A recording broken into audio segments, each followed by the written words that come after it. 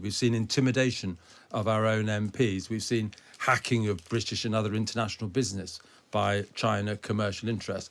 And I think if we are consistently weak in the face of those attacks on who we are, our freedoms, our enterprise, our traditions, China will just keep attacking. You have to stand up to a bully. Let's start with China. Deputy Prime Minister Oliver Dowden announced fresh sanctions on China on Monday following cyber attacks which revealed the details of 40 million British voters. He told Parliament that China was responsible for malicious cyber campaigns targeting the Electoral Commission and MPs. MPs who are thought to have been targeted in cyber attacks by Beijing called for the government to label China as an official threat. That included the former Conservative leader, Sir Ian Duncan-Smith, who held his own news conference. Most MPs are already clear that China is a threat. I mean, we don't go around in the tea rooms talking to each other about, my gosh, have you seen how how challenging they are in an epoch sense over a cup of tea with each other? What we talk about is the threat. So the question really is, what kind of advice is the government getting on that? And we need to, as they say, call a spade a spade. And the reality is that they are a threat, so we should stand up, call them what they are, and then say, if you deal with us, you deal with us on the basis that we don't fully trust you. Tim, let's start with you. Does the government need to toughen up its response to China and recognise them for the threat that clearly Ian Duncan-Smith believes they are? I think so, because this hack of the Electoral Commission wasn't the first offence and probably not the most serious offence. You know, we've seen what's happened in Hong Kong, where basic human rights, basic tenets of the agreement that Britain made with China have been completely overturned. We've seen intimidation of our own MPs. We've seen hacking of British and other international business by China commercial interests. And I think if we are consistently weak in the face of those attacks on who we are, our freedoms, our enterprise, our traditions, China will just keep attacking. You have to stand up to a bully. And we have to stand up with our allies. Britain can't do it on her own. That happened to Australia a little bit, and they were picked off by China. We have to stand with the European Union, with America, and make it sure that the free world isn't going to be bullied by a regime that is a totalitarian regime. Look what they're doing with the Uyghurs.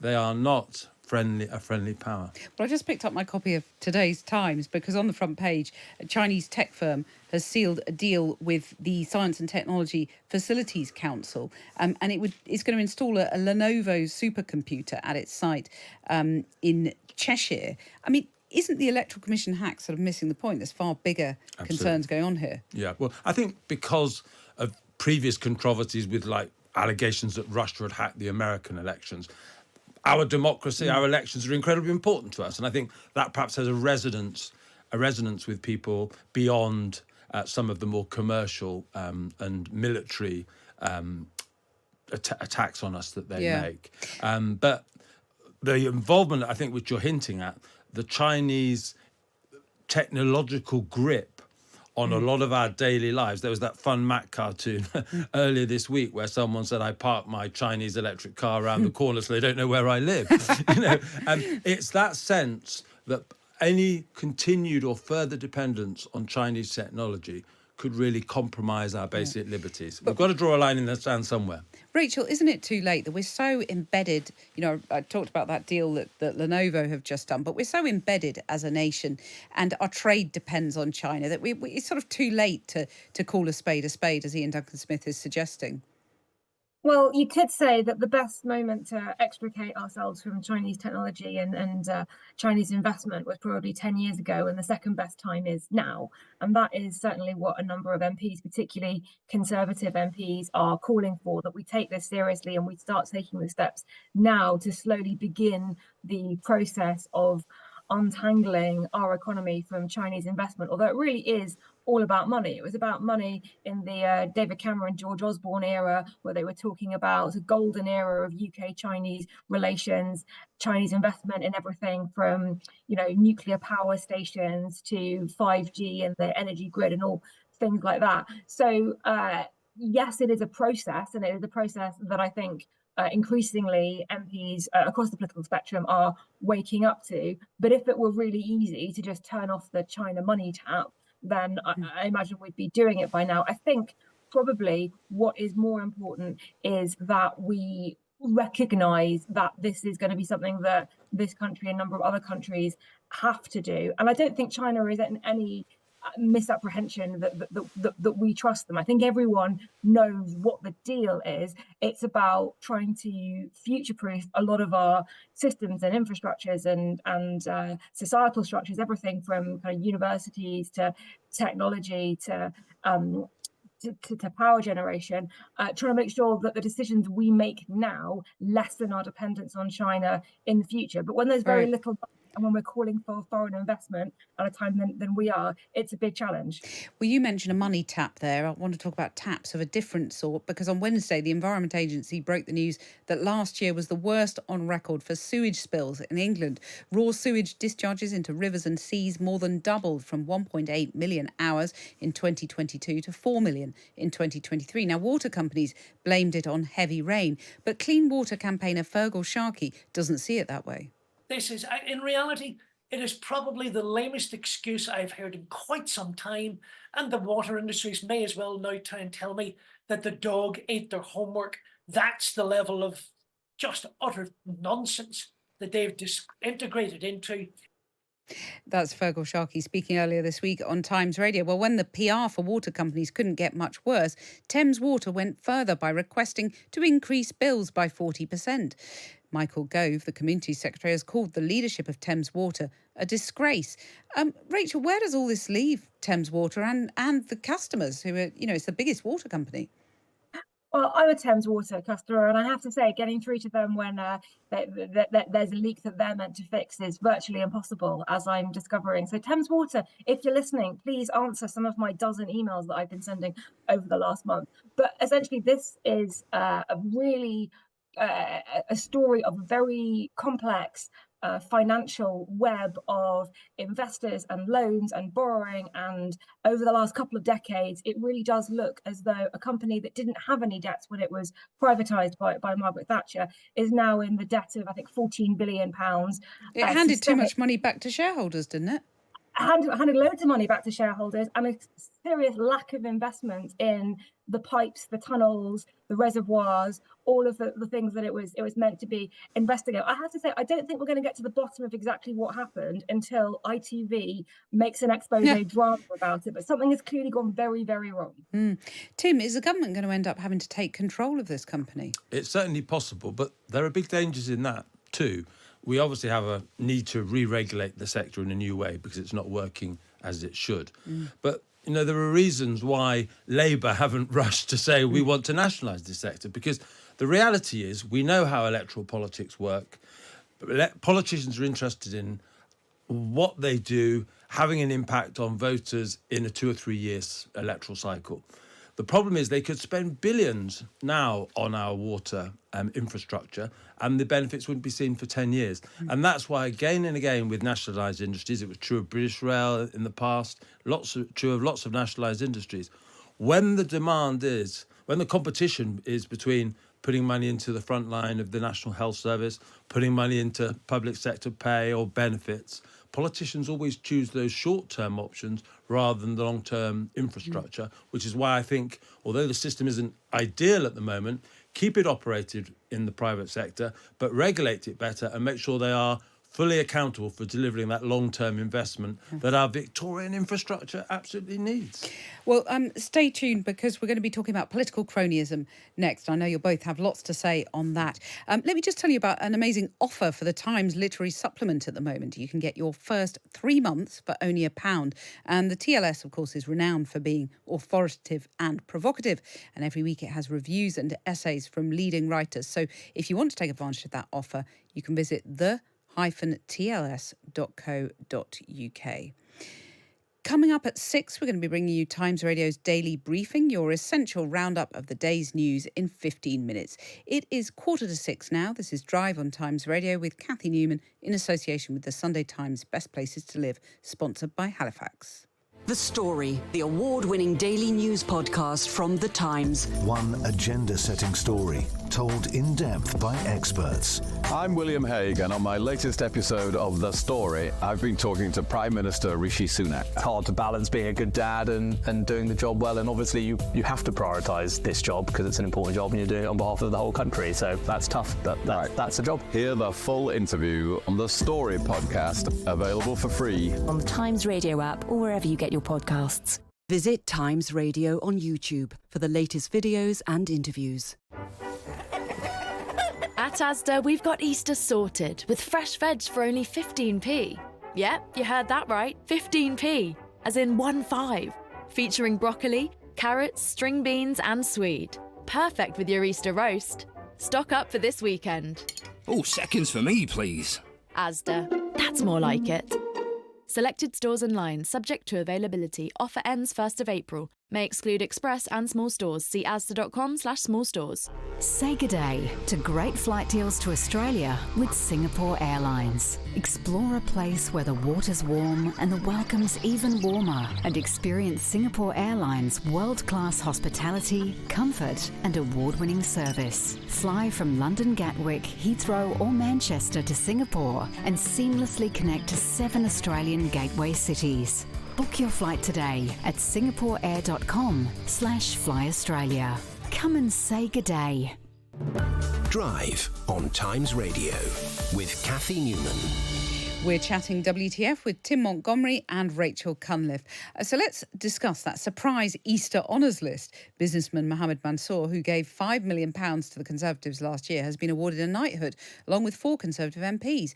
Director Christopher Nolan and his wife and producer Emma Thomas are also to receive honours. Tim, I mean, this was a surprise.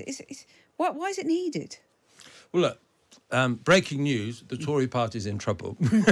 I think it was John Curtis said this last week that there's a 99% chance of a Tory defeat or a Labour government. You know, he's a cautious man. And what do the Tories have as cards to play? Not many, but one of them that they do think they can play is they might be able to outspend Labour, that they really might be able to put big money into social media. That's pretty disgraceful, though, isn't it? It is. I'm not defending it. I'm explaining why I think this is happening. And so encouraging donors to give to the Conservative Party in any way they can is what they do. Look, particularly when one of your donors has been accused of being racist. Yeah, and who knows, if that Guardian expose hadn't happened a month ago or however long it was, perhaps Paul Hester would have been honoured in this weekend as well. But look, there are many very good people who give to political parties because they believe that it's a form of public service and they're public spirited.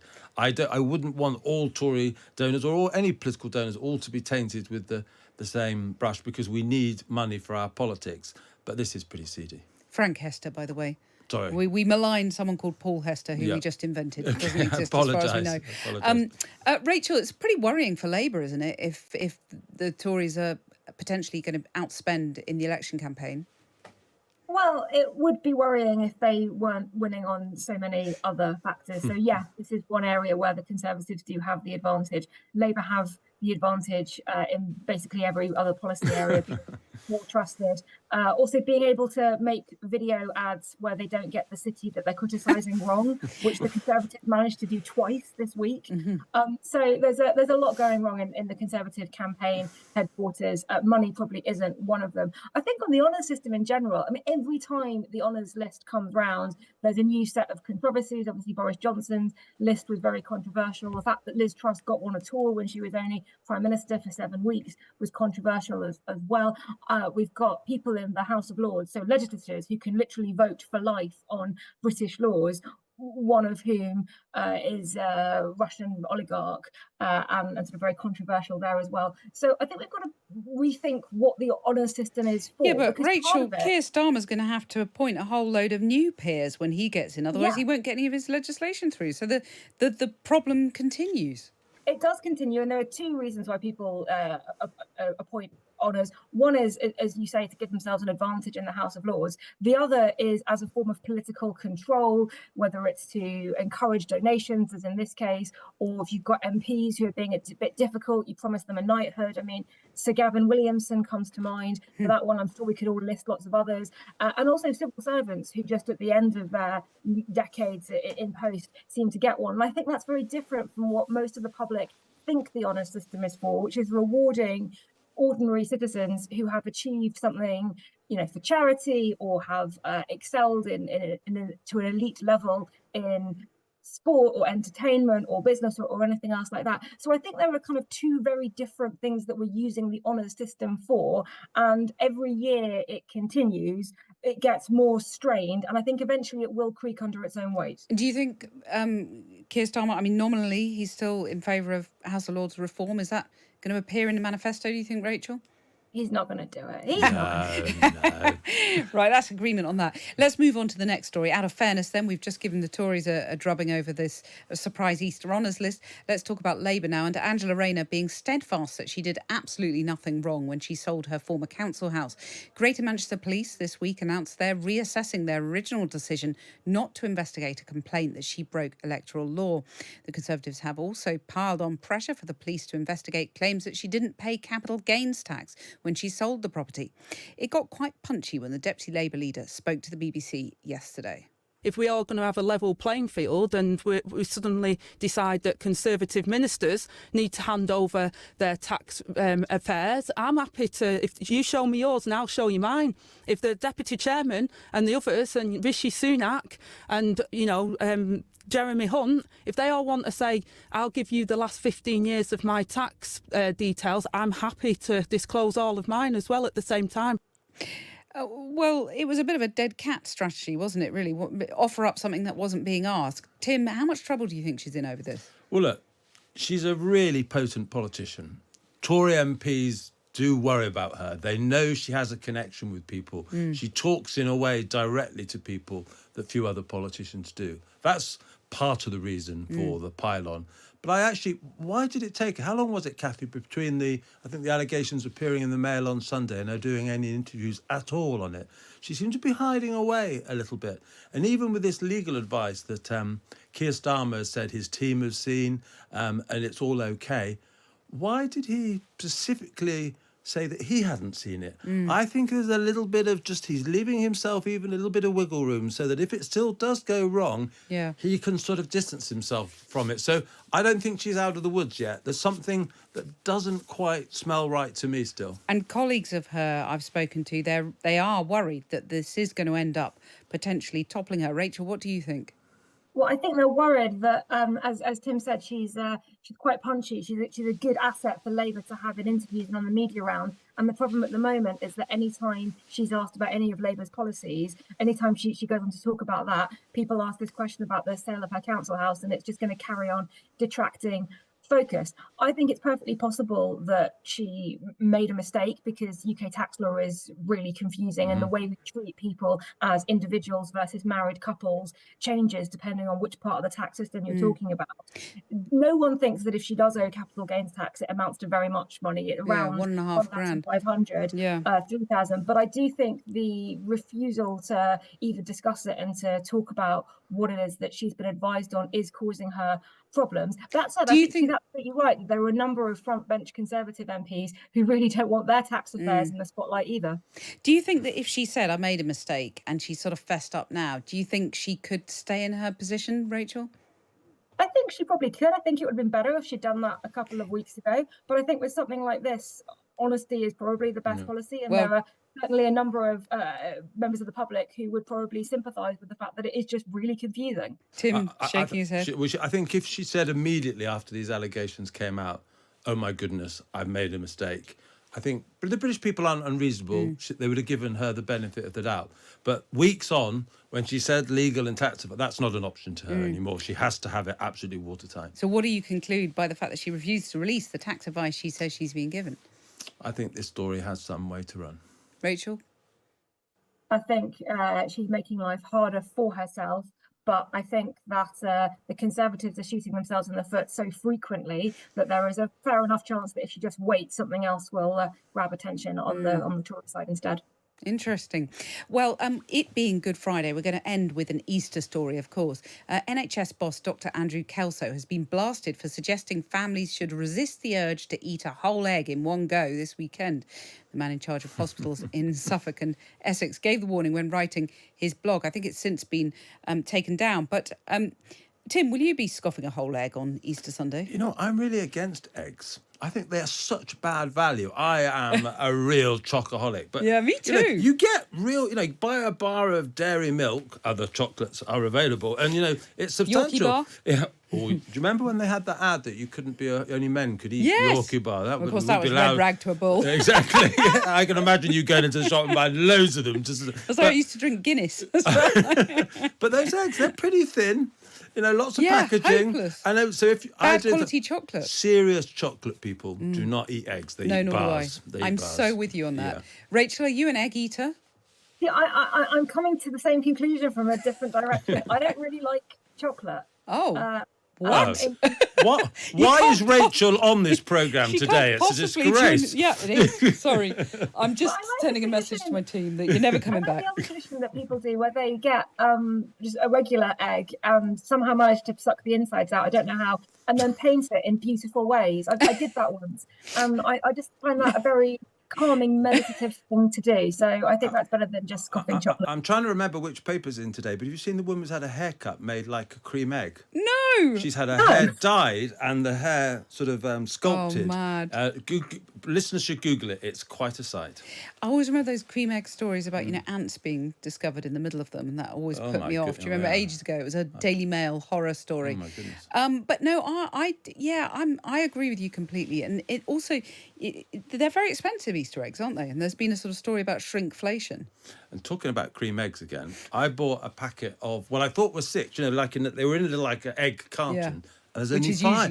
And there's only 5 in there. I felt robbed. That's ridiculous. Because it actually looked like you'd be getting 6 eggs. And so in terms of this shrinkflation crisis and disgrace. That's a total con. Yeah. I suppose, Rachel, the serious point, and we've been talking about it with Sadiq Khan and his adverts on the tube, banning mention of junk food. And so you've got that comedian, instead of a hot dog, he had a cucumber on his plate, which was frankly ridiculous. But Rachel, how nanny state should NHS bosses, the government, be about this? Do people need to be told that chocolate is bad for them or not?